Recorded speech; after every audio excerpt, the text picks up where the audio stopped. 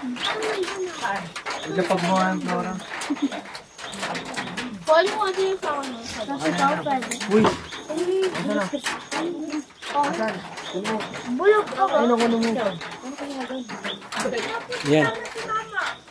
Bakit? Wait lang, may daw po. Oo, hindi siya pwede. Uy, kung May regla hindi siya. siya ngayon magbibigay. Ano, tara na. Sige na. Philip! Dito. Dito din. Ay, Ano ka ba din? okay na. Ayan, nakarecord na tayo. Hello.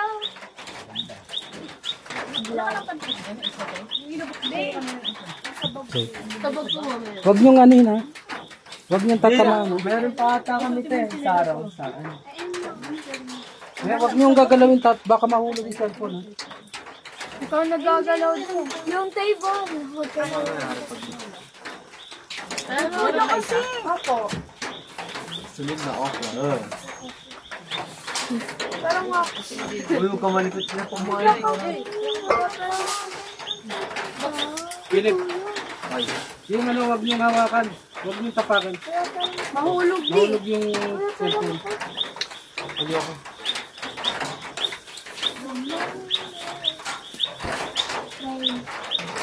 Ano pag dyan? Spray.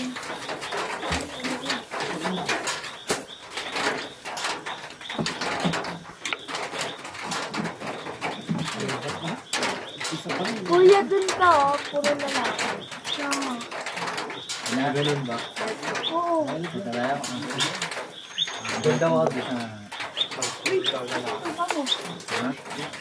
Ay, naka. Uy, yung ganun.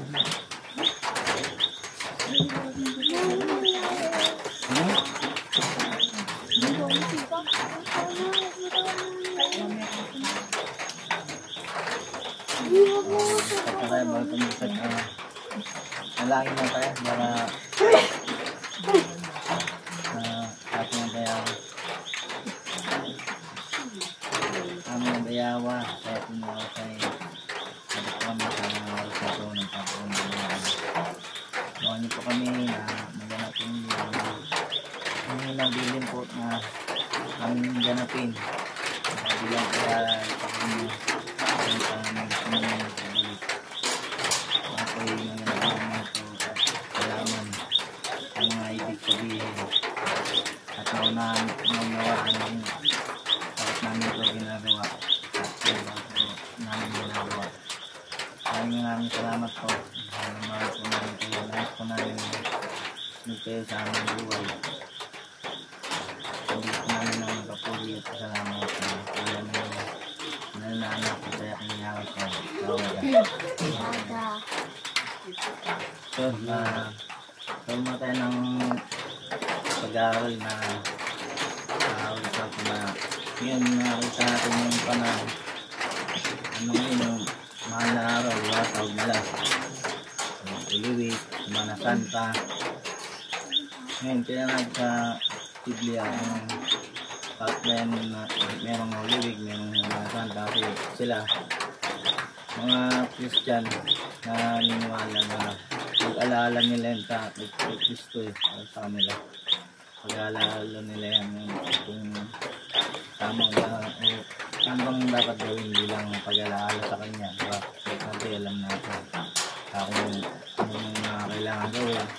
Parang nabili niya na gaganapin natin bilang pag-alaala sa kanya. Kasi sila kung ano lang yung ginagawa nila, hindi naman sa ano. Kung minsan, inaalala nila, palabas silang papatako, diba? Pag-alaala nila kung gayahin nila, magpapako din. Pero sabay palalaman natin kung sabi talaga na ang kailangan gawin para alaalahanin siya. Ano ba yun yung alamin natin, para alam natin. Ano ay hindi natin kaya natin sa oras natin. Kaya natin sa ano, bukas 22, 19 nasa bro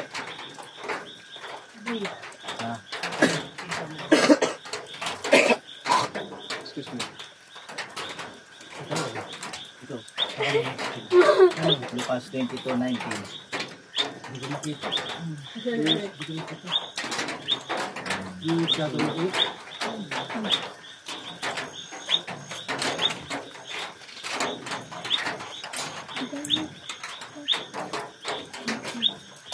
Bukas, 22. Last na. Parang narinig ito. So,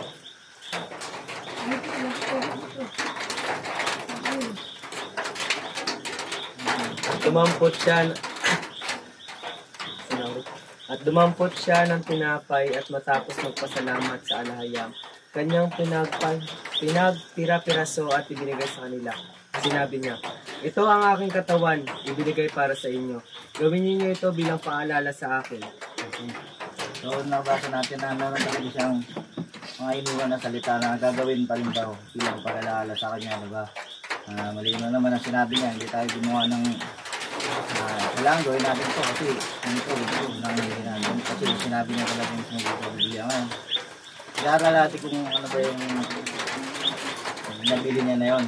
Kasi sa dito sa mundo natin, yung iba naggawa sila na nagkaroon sila ng sarili-sariling interpretasyon, papaliwanag sa mga Kristiyano. Hindi naman basta gaya nila, ganito gaya nila, mayroong kahit biskuit, kahit kotsa, kahit anong biskuit. Matalang sa Biblia, tinan natin kung anong klaseng tinapay, kasi sila kahit anong tinapay, pwede, diba? Gagamitin nila bilang pag-alala. Dito alamin natin yung anong klaseng tinapay, bakit ganon, alamin natin lahat para alam natin, saka yun talaga yung katotohanan. Yun.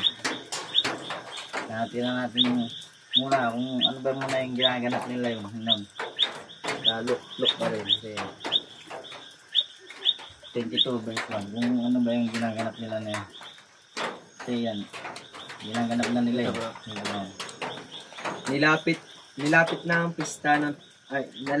ang pista ng tinapay na walang libadura at tinatawag na Pasko. Ang mga punong sacerdote. Yun. Pag sa Luke 22 verse 1, nalalapit na raw yung pista ng tinapay na walang libadura. Saka sa tinatawag yun daw Pasko. Sa Tagalog na version, na-translate siyang Pasko. Saka minsan mabasa na sa Bible na Tagalog, naka-translate minsan na pista ng paglampas ng anghel. Yun po yung naka-translate. Sa Hebrew yan dati tawag yan Pisak yan sa Hebrew. Passover sa English. Sa Bible natin, mababasa natin. Pag makakabasa tayo ng salitang pista ng paglampas ng anghel, pista ng Pasko, yan ang tumutukoy po sa Passover. Yun po yung ibig sabihin niya. Kaya kung makabasa tayo niyan, ano kaya pista ng paglampas? Ano ito? Pasko? Pasko, diba? Hindi natin alam. Ngayon alam natin, pagka nabasa natin yun, ibig sabihin nun yung Passover. Nandito sa tanong si dito sa verse 7 saan natin dumating ang pista ng tinapay na walang libadura, araw ng pagpatay ng kordero para sa Pasko. Makita natin na meron din sa panahon nila na meron din kordero o lamb para patayin, para simbolize saka habang ibig sabihin nun yung kordero na yun, lamb na yun. Sabi natin dito sa verse 5 kung ano ibig sabihin nun. Kasi sabi nila ng iba magpapasober sila, mag-aalalanin nga nila to, pero wala na silang mga kordero, mga lamb kasi inaano nila na si ating Messiah na raw yun, diba? May mga ganong paniniwala. Titin na natin kung Messiah na lang ba? Messiah na lang ba? Pero bago na natin tingnan, nakita naman natin doon sa Luke 22 na kahit sila doon, yung ganap sila, meron pa rin silang diba? Pinatay, nakalagay. Hinawa natin yung ibig sabihin niya, yung love na yun.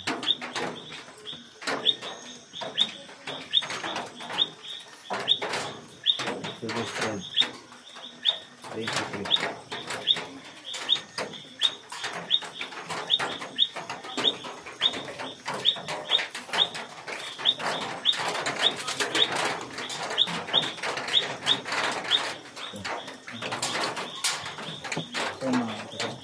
Exodus 12. Ano ibig sabihin mo kung dito sa Old Testament?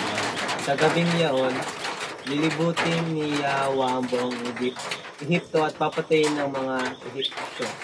Lahat ng bahay na makita niyang may pahid ng dugo sa mga hamba at sombrero at ng pintuan na hindi niya babayang pasukin ng namumuksa. O makita natin doon sa Old Testament na sinisimbolize ng hilero na yung dugo na pag nakita yung dugo, kaligtasan ng ano niya, symbolism niya. Pag nakita na nakapahid ng gamit, lalampasan lang. Kaya siya tinawag na pista ng paglampas kasi kung nakita yung dugo, nilampasan lang sila, hindi sila Pinuksa. hindi sila mamatay. Kasi kaligtasan ibig sabihin ng dugo na yan. Kaya yung si Kristo, dito, kung ginanap niya, sabi niya na ito ang aking dugo na mabubuhos para sa inyo. Diba? Ang sinasabi niya. Sana ako. Luke 22:20. Kay sa ating misaya naman.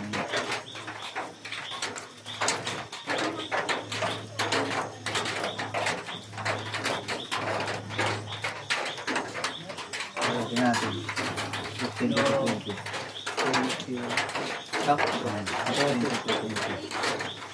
Gayon din naman, dinampot niya ang saro pagtapos maghapunan at sinabi, ang sarong ito ay ang bagong tipa ng aking dugo na bubuhos dahil sa inyo.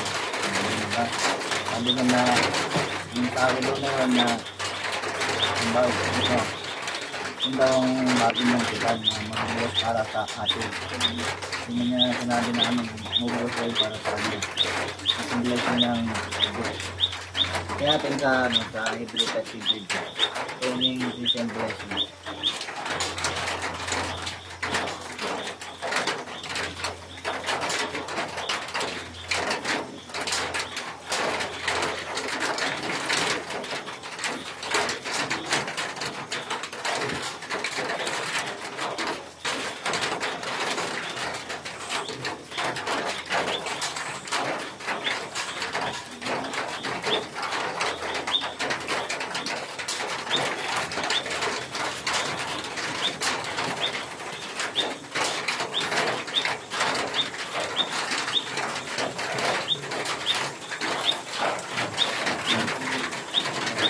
Wala pa.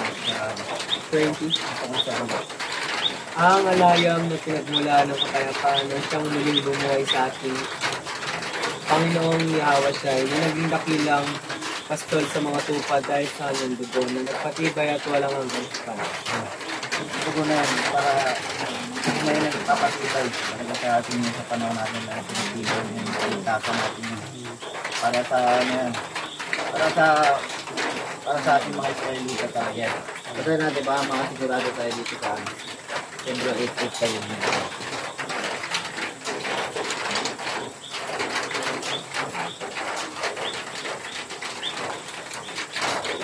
Kasi doon diba sabi niya mabubuhat para sa inyo din yung tawagkat niya diba Israelita yun diba. Yung sinabi na mabubuhat para sa kung kami na masakit man sabihin pero yung talagang ito.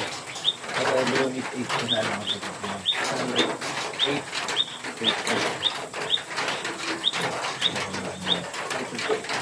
Ngunit nakita ng alahayam ang pagkukulang ng kanyang bayan, kaya't sinabi niya, darating ang mga araw na ako'y makikipagtipan ng panibago sa bayang Israel at sa angkan ng Juda. Pag darating ng panahon, yun na yung dumating ng panahon at kung siya awat siya, na siya yung makipagtipan, diba sabi niya? Yan, ano mo daw sa makipagtipan, yung bagong tipan. Kasi katulad ng dugo ng Kristo na sinasabi na sa dugo na sa aking dugo na magiging bagong tipan tayo sa inyo. Sabi mo silang pag-aalas sa Israel, sabi hindi sa dugo. Ang darating ng panahon, Kawasan ng bagong tukan sa sambayan ng Israel, sa sambayan ng Judah, sila sa lahat. At sa Matthew 1:21, kaya din, 1:21 pa lang, sinabi ko. Nakapangalit pa lang ng mga pangitayan.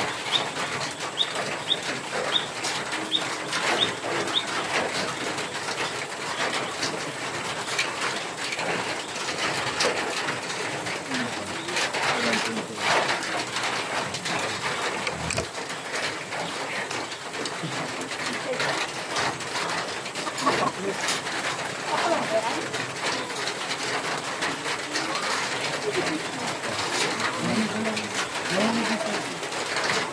Manganganak siya ng isang lalaki at ito'y papangalanan mong Messiah aking Yahweh, sapagkat siya ay nagliligtas ng kanyang bayan sa kanilang mga kasalanan. Okay, parang mayroon natin na ating dugo. Magliligtas siya kung nagsalita pa rin nila o isasam. At dito sa sabi ko sa niya pa rin. Masiyawan ko ito pa lang. Ito na din ang bayawan.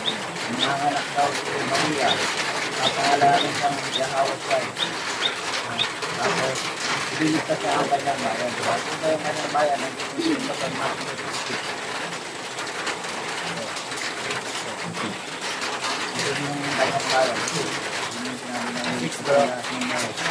At ikaw, Bethlehem, sa lupain ng Juda, ay hindi nga huli sa mga pangunahing bayan ng Juda, sapagkat sa iyo nilitawang isang pinuno na nagmamahala sa aking bayan, Israel. Ito yung bayan na rin. At sa Testament naman, yung bagang nilip sa Israel, dito sa New Testament, gano'n pa rin, nakataparan pa rin. Ang mga kaya kanyang bigyan na sinabi niya. Nakakaano lang yun naman talaga. Hindi na natin sirahan natin. Pero yun kasi yung sabi ng DCA, talagang para sa amin na talaga. Hindi kasi nagbabago yung mayaan. Kaya may pangawinan natin. Kahit natin block 20 to 20. Dito na natin yung pangawinan. Kasi natin yung tabi na hindi naman tayo. Ginagawa lang naman.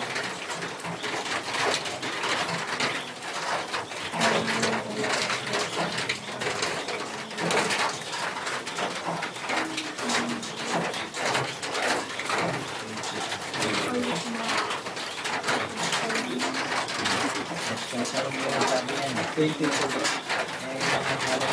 kaganapan, Papanaw ang anak. 20. Gayun din naman, dinampot niya ang saro pagtapos ng hapunan. At sinabing, ang sarong ito ay ang bagong tupa ng aking dugo na bubuhos dahil sa inyo. Maraming nabuhos ng kanyang dugo para sa ating maligtas ng dugo. Isa naman natin sa Matthew 21, dito sa kanyang bayan. Kaya talaga, nagpupusi sa Hebreo kung paano nakapagtupan ang bagong tupan na ginawa ng Kristo, di ba? Sa pamamagitan ng dugo. Sa pamamagitan ng dugo. Yun yung isang component. Kasi natin yung mga component, diba? Yun yung isang component. Sa Exodus 12:8, yun yung mga component dati pag mayroon silang Paswa o Passover na sangkap. Dito tayo na natin talagang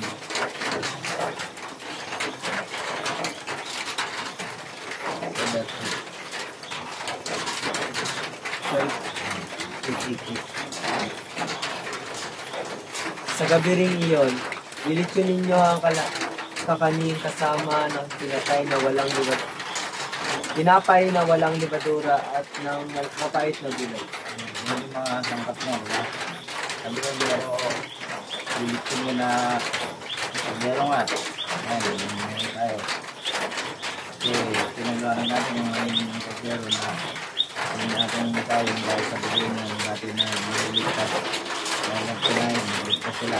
Nilampasan lang sila kaya tinawag na pista ng paglampas. Dahil nililigtas sila. Hindi naman yung pasulutan pa yun, nililigtas pa lang sila yun.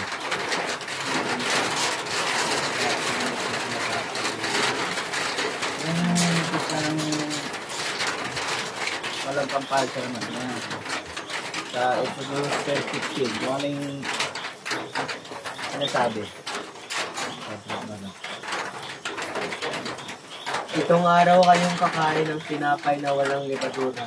Sa unang araw pa lamang, aalisin ninyo sa inyong tahanan ang lahat ng libadura. Sapagkat itinawag ang sino mang kumain ng tinapay na may libadura sa loob ng 7 araw na iyon. Yun, na sabi. Kaya ba yung tinapay walang libadura, diba? Ngayon, paliwanag namin yung bata, kaya pag may tinapay walang libadura. Ibig sabihin pala, hindi lang pwede yung buwanaw ng tinapay kung magkukumunyon tayo, katulad yung sa iba. Na iliiwan, hindi man natin sa salsins sila, sinasira, o na kasi yung mga pampalsa, dun pa, maraming maliin yung ano nila. Kumbaga, kung susunod tayo sa katotohanan, kailangan gagawin talaga natin kung ano yung hindi yung at na ano lang ito, pwede na yun. Hindi nila masyadong, hindi nila masyadong Dasalanod daw nila. so, yung sabi dyan, kaya pinawalag yung libadura ng importante kasi may ibig sabihin yung sa New Testament yung malapit sa kaya natin, yung ibig sabihin yung sinabi na walang libadura. 1 Corinthians 5:8. Ayan, dito.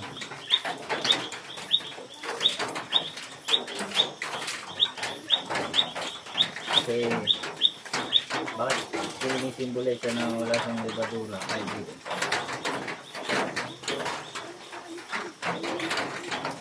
Oh, sabi dito. Ito, New Testament na yan, pero sabi pa rin, ipagdiwang. Kaya't ipagdiwang natin ang Pasko, ngunit hindi sa pamamagitan ng tinapay na may lumang libadura ng kasamaan at kahalayan, hindi sa pamamagitan ng tinapay na walang libadura, nag-isap ng kalinisan at kapayapaan. Ayun pala, ibig sabihin ng tinapay na walang libadura. Kaya sisindi siya ng, sabi yun, katotohanan. Kalinisan, kapayapaan, diba? Isa, yung libadura kasi, ang sinisimula sa atin ng mga ano natin kasamaan. Kunting kasamaan natin na bawal kasi talaga. Talagang tutulad tayo ng Biblia na maging malinis. Hindi siya nagtuturo na kaya sinasabi niya, hindi yung tao ng mga kasalanan. Yun ang tinuturo niya. Yun ang simbolo ng tinapay na walang libadura. Yun ang simbolo niya. Hindi lang na ano ng iba. Pero yan, tungkol sa kasalanan niya. Tungkol sa kasamaan natin. Natin ang pagkatao.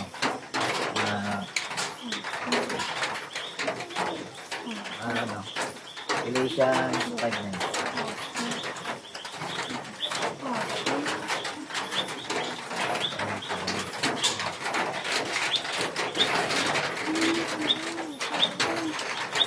Tulog ba? Nakatulog ba?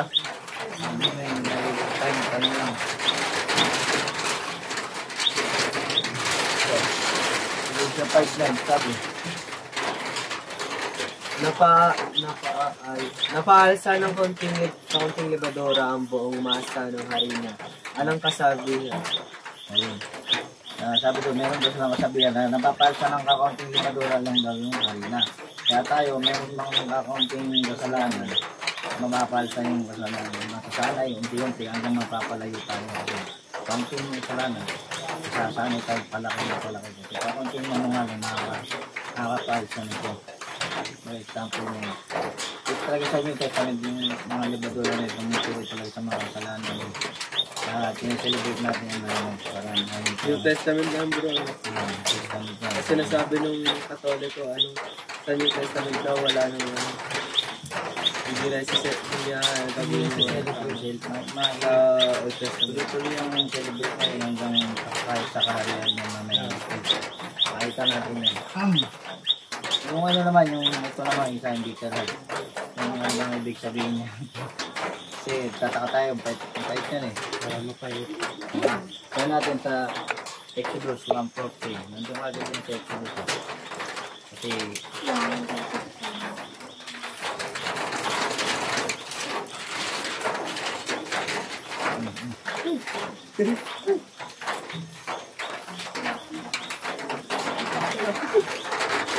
Pabibili ko mga Hindi oh. Hindi So, Paano yun? Ito 30 tapos. dahil dito, ang mga Israelita ay lalong Ano, sinipid ipit siya. at pagpapahirapan ng mga Ehipto sa paggawa ng pisa at ng iba't ibang mabibigat na gawaing buhay. Yun. Dito sa translate, medyo hindi masyadong nabagpis na banggit. Pero yung sa King James talaga, sa ibang salin. Yun, yung ito paliwanag na eh. Yung sa English, matapait na pagdurusa, lalo silang pinaghirap. Yan. Ano yung paghirap dyan, lalo silang pinahirapan. Pinahirapan sila ng mga Egyptio, sa Old Testament pa lang. Kaya yung mga mapapait ng gulay na yun, symbolize na yung mga kapaitan na pinanas natin. Na yun pa sa mga Egyptio, ng mga ninuno ng mga Israelites. Hanggang sa New Testament, kaya sa New Testament naman. 1 Corinthians 4. Para maintindihan natin na yung simbolo niya, yung mga kapaitan na nadalasan natin yung mga pag-usik, paghihirap, yan ang yung simbolo sa mga.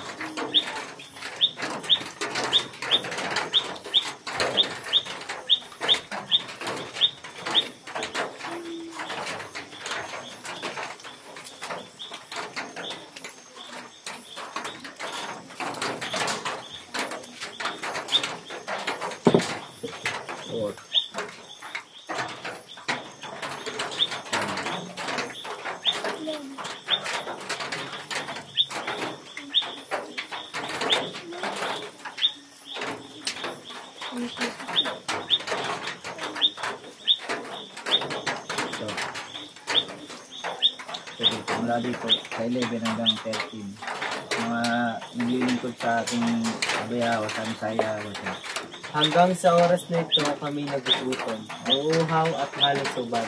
Nagmamalupitan kami at walang matahanan. Nagpapagal kami upang may tawid ang buhay. Idinalangin namin ng mga lumalait sa amin. Kapag kami pinag-uusig, titiis namin. Ito. yun yung mga nararanasan nila sa kanilang paglilingkod. Sa mga oras daw na yun, sila ay nagugutom. Bilang pala sabihin nila sila para puro kasayahan, puro pista, kainan, parang blessing. So hindi, nakita natin dito. Kahit tayo ako sa buhay ko, napakarami din. Sila rin dati, mga apostol pa yung nagsabi dito na sila. Para sa nagugutom, nauuhaw, halusubad, wala silang isuot. Mga damit nila, bawal-ulit lang na saan silang mabili, gano'n. Sobrang hirap, inuusig, pinapatay. Yung mga pait na naranasan natin, kaya yung sinusunod ng Peter Hughes, mga pait na yan. Yun. Diba, sabihin mo na, marami. Papagal. Tapos sinuusig, sinipis nila lahat. Sinisira ang puri. Parang ano daw, hindi nakahamak na uli ng tao sa daigdig. Hindi na sinabi pinakahamak na uli ng tao sa daigdig sila. Naranasan nila yun. Pagkatawag sa kanila, yan yung mga fight. Kaya hindi naman, yan ang sinisimbolo ng detail na. Doon pa lang sa Exodus 1:14 na sinabi doon na fight na pinagbuso sila ng mga hito. Dito pa rin. Kasi ang tunay na pagbalik ng ating mensahe sa kapal ng tayo wala rin talaga. Saan?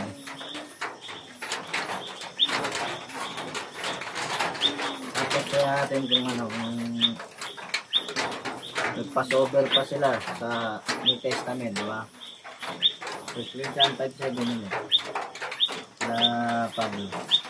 Kasi sabi niya iba, hindi na raw sila nagpa-crossover kasi tapos na.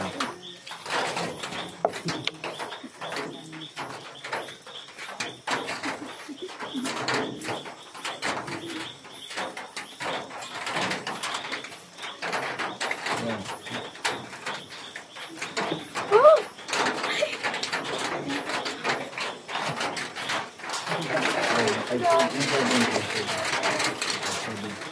Alisin ninyo ang lumang libadura, ang kasalanan upang kayo maging malinis.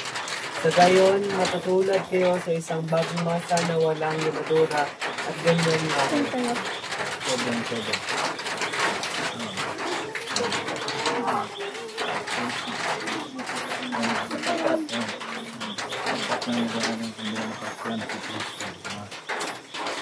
Sapagkat naihandog na ang ating karderong pampaskwa si Misaya Kunyaka. Yung nga sa Pilipinan, si Pablo, nakita na kahit sila paliwanag niya, nag-aandog sila, merong paskwa. Kahit sila din, merong paskwa. Paliwanag niya, may paskwa. Bilang tunayan, kaya natin kung paano sila celebrate sa level.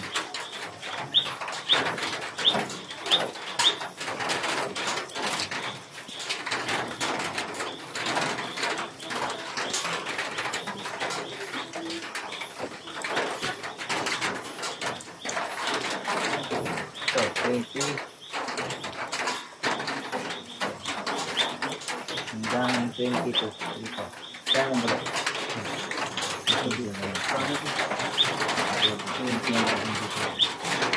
Diba? Sa inyong pagtitipon, hindi banal na hapunan ang kinakain ninyo, sapagkat ang bawat isa sa inyo'y nagmamadali sa pagkain ng kanyang dala, kaya't nagugutom ang iba, at ang iba nama'y nalalasing. Wala ba kayong sariling bahay upang doon kumain at uminom? O hinahamak ninyo ang iglesia ng alahayam at inihiya ang mahihirap? Ano ang magagawin ko ngayon? Purihin kayo? Hindi ko kayo pupurihin.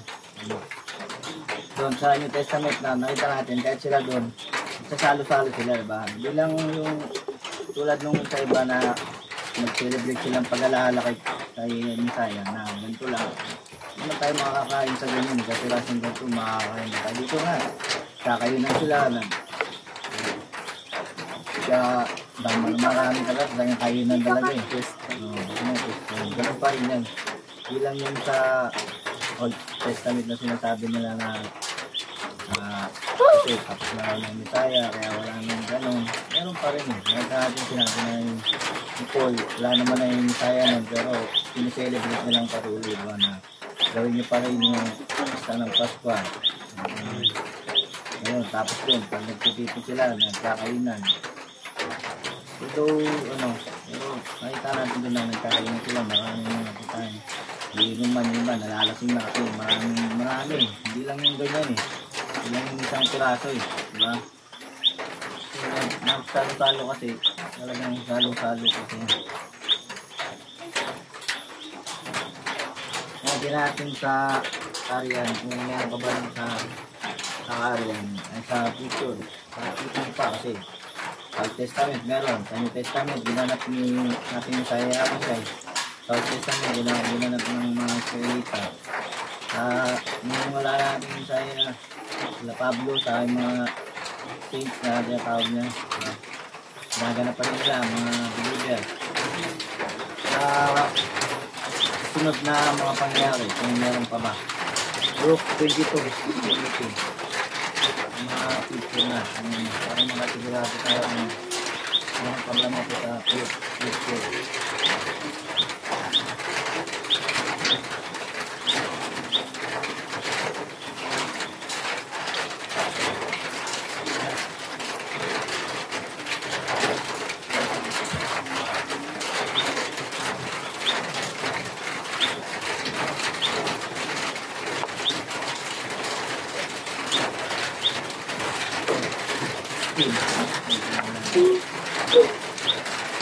Sinasabi ko sa inyo, hindi na ako muli kakain ito hanggang sa ito'y magandang kakain.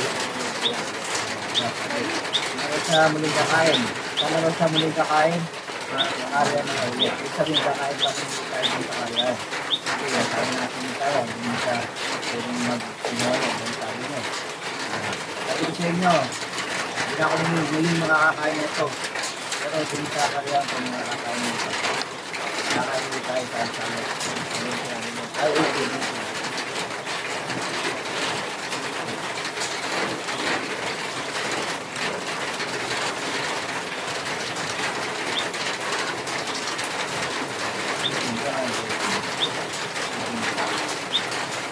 Sinasabi ko sa inyo na mula ngayon hindi na ako iinom itong katas ng ugat hanggat hindi na dumarating ang kahit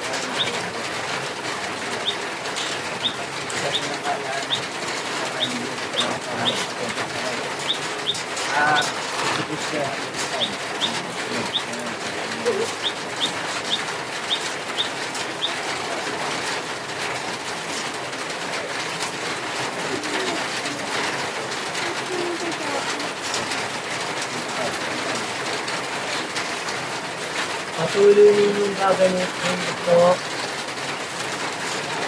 Patuloy ninyong gagamitin ito maging sa lupain na pinako sa inyo.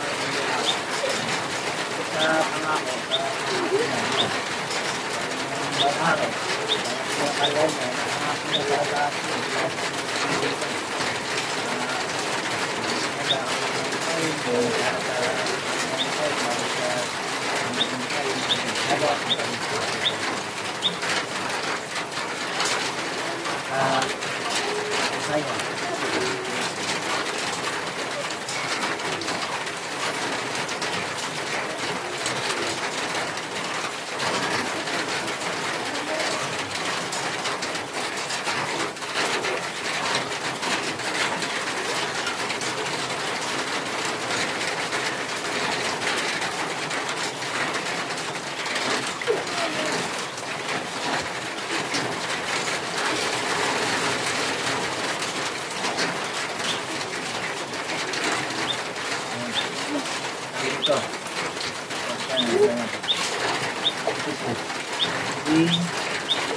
Tuwing araw ng pamamahinga at isa ng bagong buwan, lahat ng bansa ay sasamba sa akin dito sa mundo.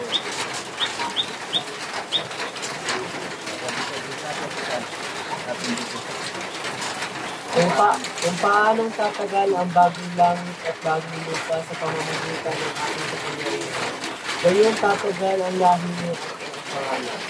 Tuwing araw ng pamamahinga at isa ng bagong buwan, lahat ng bansa ay sasamba sa akin. Ano to, nagsisilip na to, kasi completion, mga Denver, kaya na ito. Nagsisilip daw, yun na, nagsisilip na.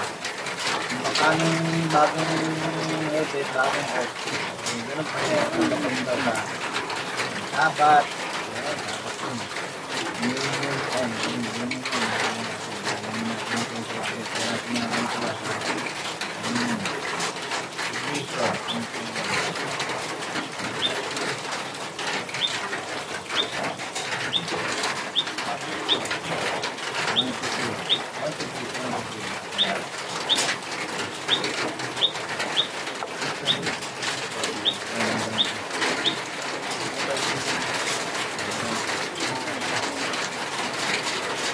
Pagkatapos nito, nakita ko ang isang bagong langit at isang bagong lupa. Wala na ang dating langit at lupa. Wala na rin ang dagat. At nakita ko ang banal na lungsod, ang bagong Jerusalem. Buwababang galing sa langit, buhat ng kalahiyan. Gaya ng babaeng ikakasal, gayak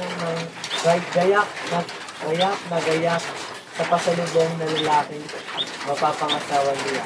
Naririnig ko ang isang malakas na tinig mula sa trono. Ngayon, ang tahanan ng alahayam ay nasa piling ng mga tao. Mananahan siyang kasama nila at sila'y maging bayan nila. Ang bayan niya. Nakapiling nila ng palagi ang alahayam at siya ang magiging alahayam niya. Para bagong lupa, sa bagong langit, nabagay mo na lahat. Nandun ka rin, tayo sa kagaya ng celebration. Kung paano ba, kung hindi sa kaya na bagong langit, bagong lupa. Lahat ng nilalang tatanda sa akin. Kung sakit ang sabat, yun yung sabi natin ang balabo.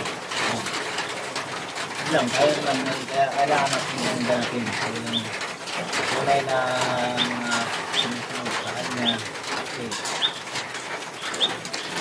sabi na, kailangan natin yung ganapin yung kasama yung pagbalik niya. Yan yung sabi na, ganyan. Pag nandun, magkakasama na ulit tayo sa kanya. Sabi na nga, diba, makakasalo tayo. Hindi makakasalo tayo. Hindi na lang ulit. Saka na lang daw sa ulit na makakasalo tayo. Lahat tayo, kailangan na natin sabihin na nangyayari tayo sa kanya, nangyayari sa kanya. Tayo, tama yung ano natin.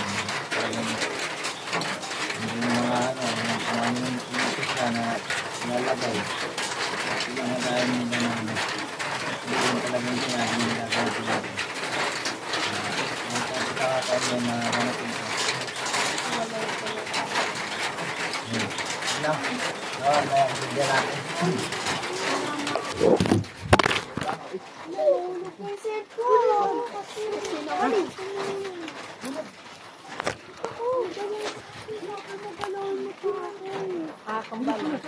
Grabe, ganyan.